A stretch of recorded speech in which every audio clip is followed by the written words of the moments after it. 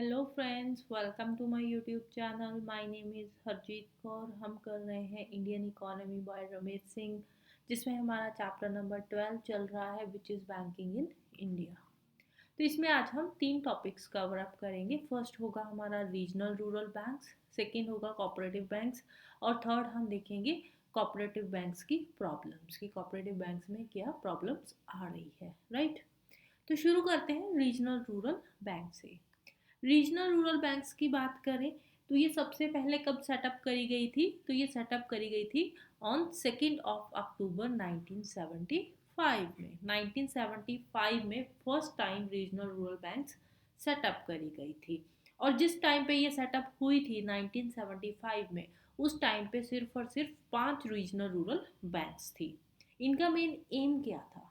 इनका main M था कि जो रूरल मासेस है, जो विलेजेस में हमारे लोग रह रहे हैं, उन तक बैंकिंग सर्विसेज प्रोवाइड करना। स्पेशली जो रिमोट एरियाज में लोग रह रहे हैं, जिनके पास बैंकिंग सर्विसेज का कोई भी एक्सेस नहीं है, उन लोगों को बैंकिंग सर्विसेज प्रोवाइड करना, ये मेन एम था हमारा रीजनल रूरल बैंक्स का। तो उस टाइम पे इन बैंक्स की 2 ड्यूटीज थी। कौन सी 2 ड्यूटीज थी? फर्स्ट थी कि जो वीकर सेक्शन है हमारी सोसाइटी के, उनको क्रेडिट प्रोवाइड करना, राइट। उनको कंसेशनल रेट ऑफ इंटरेस्ट पे, मतलब कम रेट ऑफ इंटरेस्ट पे उनको लोन्स वगैरह देना, जो कि पहले प्राइवेट मनी लैंडर से लोन ले रहे हैं। जैसे उस टाइम पे क्या होता था, जो रूरल एरियाज में लोग रहते थे, विलेजेस वगैरह में, तो उस टाइम पे लोकल मनी लैंडर्स होते थे विलेजेस में, जो बहुत ज़्यादा रेट ऑफ इंटरेस्ट चार्ज करते थे। तो अब ये जो रीजनल रूरल बैंक्स जब आई, तो इनका सबसे पहला जो मेन एम था, जो मेन ड्यूटी थी, वो यही थी कि जो सोसाइटी के वीकर सेक्शन है उनको लोन देना कम रेट ऑफ इंटरेस्ट पे। सेकंड था कि जो रूरल सेविंग्स है उनको मोबिलाइज करना। अब देखो, रूरल एरिया में जो लोग रह रहे हैं, ज़रूरी नहीं है कि सब लोग लोन ही लेंगे। कुछ लोग ऐसे भी होते हैं जिनके पास सेविंग्स होती है, तो वो अपनी सेविंग्स कहाँ पे डिपॉजिट करवाएंगे? इन रीजनल रूरल बैंक्स के अंदर, राइट। तो ये बैंक्स क्या करेंगी? उन्हीं पैसों को उन लोगों को दे देंगी जिनको ज़रूरत है, नीडी लोगों को वो जो पैसे हैं वो दे दिए जाएंगे in the form of loans, right. तो मतलब कि जो रूरल सेविंग्स है, जिन लोगों की सेविंग्स है, वो इन बैंक्स में आकर अपनी सेविंग्स डिपॉजिट करवाएंगे, उनको भी इंटरेस्ट मिलेगा बदले में। और उन सेविंग्स को कहाँ पे इन्वेस्ट करना? प्रोडक्टिव एक्टिविटीज में। क्योंकि जो लोन लोग ले रहे हैं, ये जो वीकर सेक्शन के लोग हैं, ये जो लोन ले रहे हैं बैंक से, वो उस लोन को किस काम में यूज करेंगे? अपने एग्रीकल्चरल एक्टिविटीज जो कर रहे हैं उन्हीं में तो यूज करेंगे ना। तो वो क्या है? एक प्रोडक्टिव एक्टिविटी है। तो बेसिकली जो रूरल सेविंग्स है उनको प्रोडक्टिव एक्टिविटीज में इन्वेस्ट करना, ये था इनकी सेकंड एम या फिर सेकंड ड्यूटी, राइट। ये 2 ड्यूटीज थी उस टाइम पे रीजनल रूरल बैंक्स की। जब ये बैंक्स सेटअप किए गए थे, तो उस टाइम पे इन बैंक्स में जो कैपिटल शेयर होता था, 50% शेयर रहता था सेंट्रल गवर्नमेंट का, हमारी गवर्नमेंट ऑफ इंडिया का। 50% शेयर गवर्नमेंट ऑफ इंडिया मतलब सेंट्रल गवर्नमेंट का होता था इन बैंक्स में। और 15% शेयर होता था स्टेट गवर्नमेंट का। 15% शेयर किसका होता था? स्टेट गवर्नमेंट का। और 35% शेयर होता था स्पॉन्सर्ड नेशनलाइज्ड बैंक। जो नेशनलाइज्ड बैंक, ये स्पॉन्सर्ड नेशनलाइज्ड बैंक, जो नेशनलाइज्ड बैंक्स इनको रीजनल रूरल बैंक्स को स्पॉन्सर कर रही है, उनका शेयर कितना होता था इन बैंक्स में? 35%, राइट। समझ आई? 50% शेयर सेंट्रल गवर्नमेंट का, 15% स्टेट गवर्नमेंट का, और 35% स्पॉन्सर्ड नेशनलाइज्ड बैंक का, राइट। और ये जो रीजनल रूरल बैंक्स थी, ये किन एरियाज में ऑपरेट करती थी? ये नोटिफाइड कुछ डिस्ट्रिक्ट्स में काम करती थी स्टेट के, राइट। अब 1975 में इन बैंक्स को सेटअप किया गया। उसके बाद हमने देखा 1980s तक आते आते हमने देखा कि ये जो बैंक्स है ना, ये ह्यूज लॉस में जा रही है। 1975 में बैंक्स को सेटअप किया गया। 1980s तक आते आते हमने देखा कि ये जो रीजनल रूरल बैंक्स है, ये तो बहुत ही लॉस में जा रही है। तो इसीलिए 1987 में केलकर कमेटी की सुजेशंस आई कि अब जो रीजनल रूरल बैंक्स है इनको ओपन करना बंद कर दिया जाएगा, राइट। इसीलिए 1987 के बाद कोई भी नई रीजनल रूरल बैंक्स ओपन नहीं हुई। गवर्नमेंट ने रीजनल रूरल बैंक्स ओपन करना बंद कर दिया। और उस टाइम पे टोटल नंबर कितना था रीजनल रूरल बैंक्स का? 196 रीजनल रूरल बैंक्स इंडिया में काम कर रही थी उस टाइम पे, राइट। उसके बाद इन बैंक्स की रिस्ट्रक्चरिंग के लिए और स्ट्रेंथनिंग के लिए गवर्नमेंट ने दो कमेटीज सेटअप करी। कौन सी? एक तो थी भंडारी कमेटी, 1994-95 के टाइम पे आई थी, और दूसरी थी बासु कमेटी, जो कि 1995-96 में आई थी, राइट। अब ये जो दो कमेटीज थी, इन्होंने देखा कि ये जो total number of regional rural banks है, 196 है टोटल रीजनल रूरल बैंक्स, इनमें से 171 बैंक्स जो है ये ऑलरेडी लॉस में जा रही है। ये कब पता चला हमें? 98-99 के टाइम पे। तो उसके बाद गवर्नमेंट ने कुछ सीरियस डिसीजंस लिए regarding these regional rural banks. Decisions क्या थे?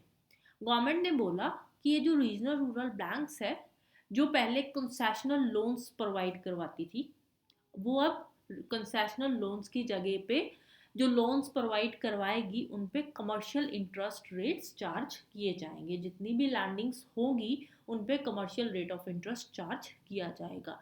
कमर्शियल का मतलब ये नहीं है कि बहुत high rate of interest charge किया जाएगा, जो नॉर्मल रेट ऑफ इंटरेस्ट होता है वो चार्ज किया जाएगा।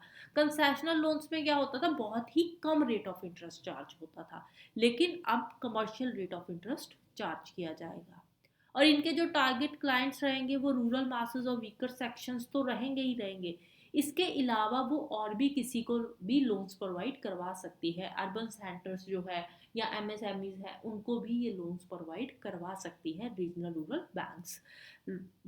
ये पहले क्या होता था? पहले ये रूरल मासेस को ही लोन्स प्रोवाइड करवाती ही थी, या फिर जो वीकर सेक्शंस होते थे सोसाइटी के उन्हीं को लोन्स देती थी। अब इनको ये फ्रीडम दे दी कि वो किसी को भी लोन्स प्रोवाइड करवा सकती है। अर्बन सेंटर्स में भी लोन्स जो है वो दे सकती है, राइट। अब उसके बाद कुछ पॉलिसी चेंजेस हमारी सरकार ने करी। पॉलिसी चेंजेस करने के बाद ये जो दो पॉलिसी चेंजेस लेकर आई, एक तो कंसेशनल की जगह पे जो है commercial rate of interest charge करेगी, दूसरे इनके क्लाइंट्स जो है वो रूरल मासेस होने के साथ साथ वो दूसरे जो एमएसएमईज है या अर्बन सेंटर्स है उनको भी लोन्स प्रोवाइड करवाएंगी। ये दो जब पॉलिसी चेंजेस हुए उसके बाद ये देखा हमारी गवर्नमेंट ने कि जो आरआरबीज है ना, वो धीरे धीरे अपने लॉसेस को रिकवर कर रही है, लॉसेस से बाहर आ रही है।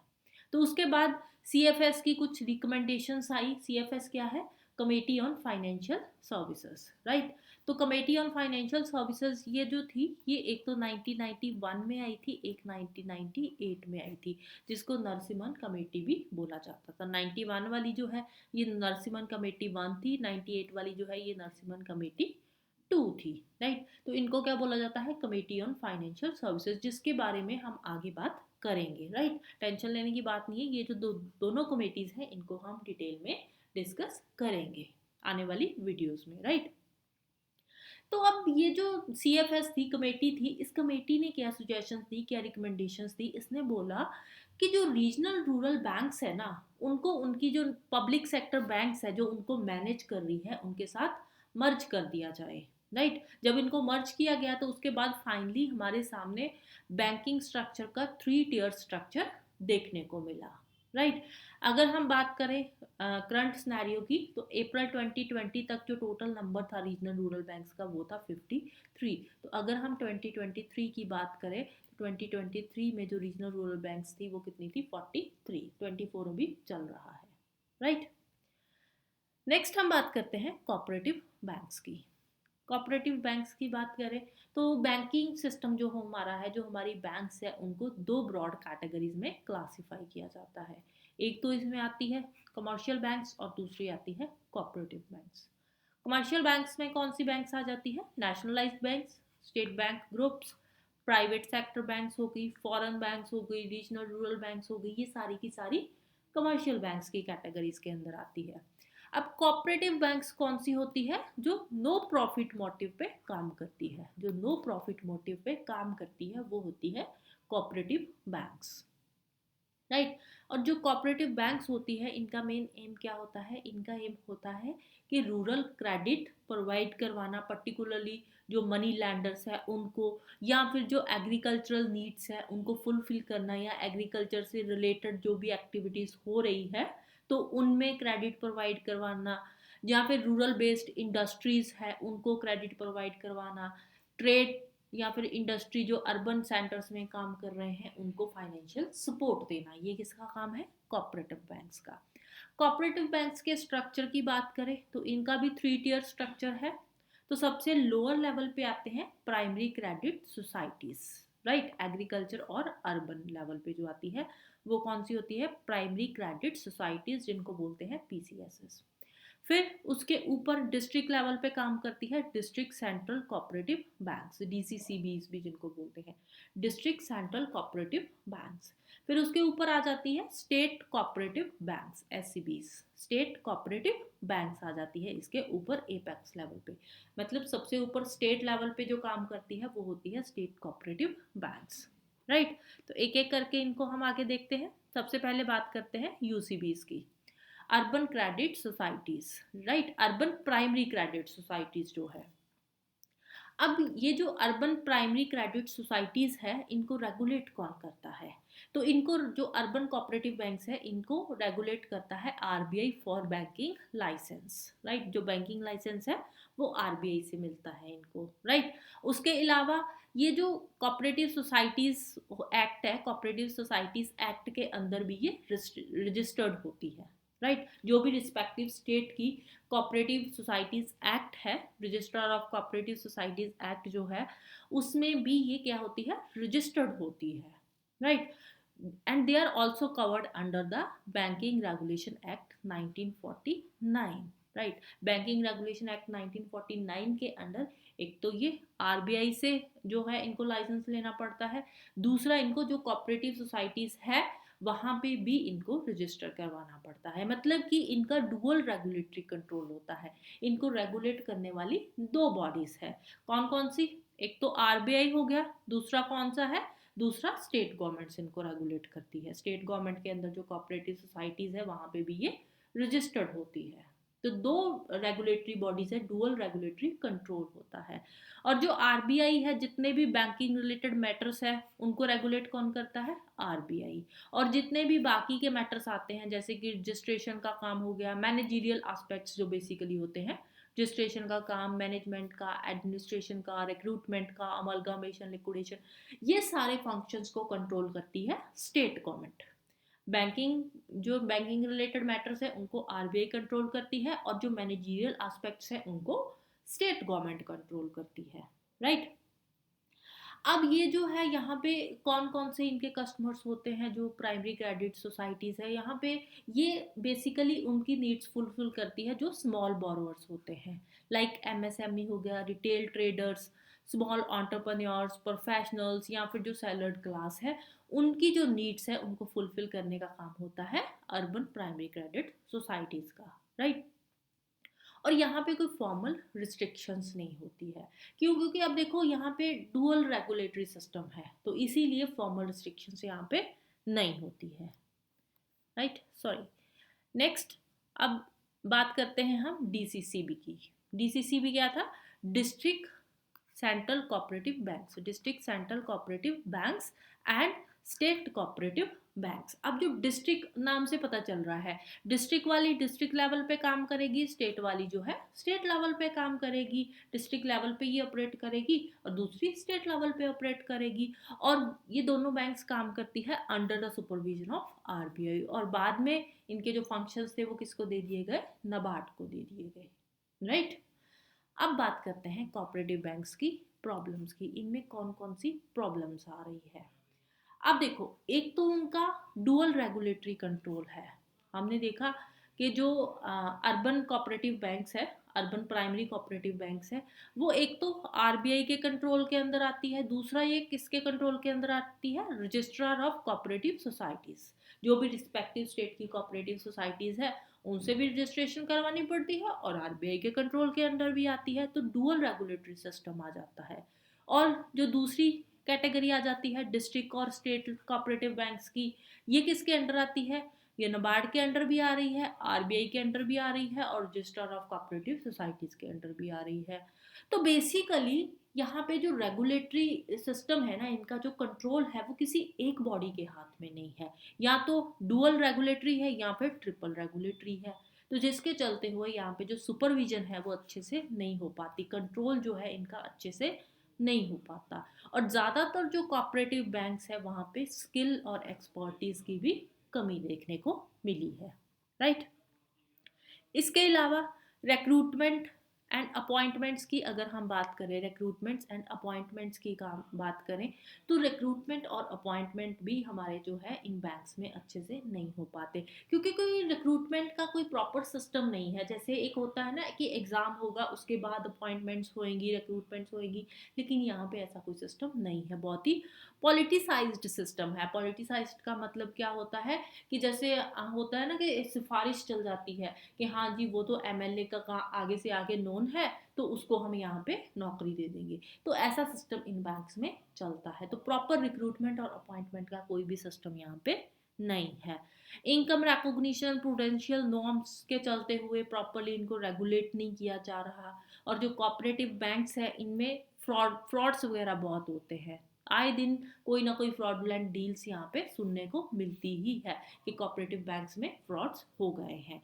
तो जिसके चलते हुए जो यूनियन बजट 2017-2018 का जो था, उसमें इन्होंने क्या बोला कि जो कोऑपरेटिव बैंक्स है उनको कोर बैंकिंग स्ट्रक्चर के अंदर लाया जाए। कोर बैंकिंग स्ट्रक्चर का मतलब क्या होता है कि जो कस्टमर्स है वो बैंकिंग सर्विसेज सारी ब्रांचेस में ही अवेल कर पाए। ऐसा नहीं है, फॉर एग्जांपल कोई पर्सन है, अब वो कहीं पे जॉब कर रहा है, सपोज वो यूपी के अंदर कहीं पे जॉब कर रहा है, यूपी में कानपुर के अंदर वो जॉब कर रहा है, और कानपुर की जो भी एसबीआई की ब्रांच है वहाँ पे उसने अकाउंट खुलवाया है और उस अकाउंट में उसकी सैलरी आ रही है।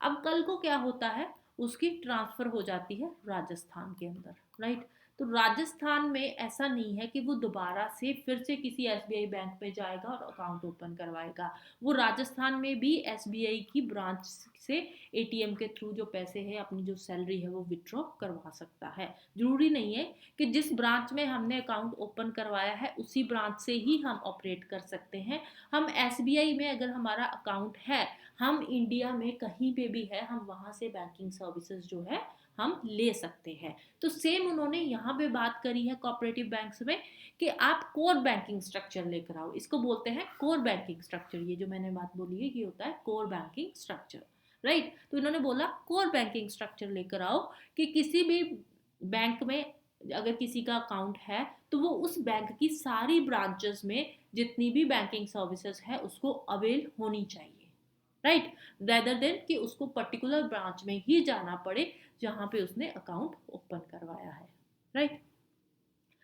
अब उसके बाद क्या हुआ, उसके बाद फिर बैंकिंग रेगुलेशन अमेंडमेंट बिल आया 2020 का, जो कि पार्लियामेंट में इंट्रोड्यूस हुआ था मार्च 2020 में। अब ये बिल क्यों लाया गया था, ये बिल लाया गया था टू स्ट्रेंथन कोऑपरेटिव बैंक्स। इन कोऑपरेटिव बैंक्स में जो प्रोफेशनलिज्म है उनको इंक्रीज करने के लिए, कि प्रोफेशनलिज्म बढ़े, कोऑपरेटिव बैंक्स को स्ट्रेंथन करने के लिए, जो बैंक में स्कैम्स वगैरह होते हैं उन स्कैम्स को रोकने के लिए ये जो बैंकिंग रेगुलेशन अमेंडमेंट बिल था ये लाया गया था, और साथ ही साथ गवर्नेंस को इम्प्रूव करने की भी इसमें बात करी गई थी, राइट।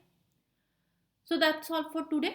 तो जाने से पहले वीडियो को लाइक कर देना, शेयर कर देना और चैनल को सब्सक्राइब कर लेना। Thank you, bye bye and have a nice day.